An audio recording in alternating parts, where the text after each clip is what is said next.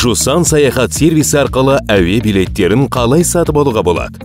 Жусан қосымшасын аш та саяхат бөліміне өт. Негізгі артықшылықтармен танысып, билет сатып алу батырмасын бас. Бос тұрған жолдарға ұшып шығу және ұшып келу қалаларын енгіз. Қажетті күндерді таңда. Қызмет көрсету санатын таңдап, жолаушылар санын көрсет. Билеттер іздеу батырмасын басып, іздеу нәтижесін күт. Қажет жағдайда экранның төменгі жағындағы тиісті батырманы басып, іздеуді жеңілдетілетін сүлгілерді пайдалан. Ұсынылып отырған нұсқалар тізімінен өзіңе қолайлысын таңда. Ұшу тарифін таңда.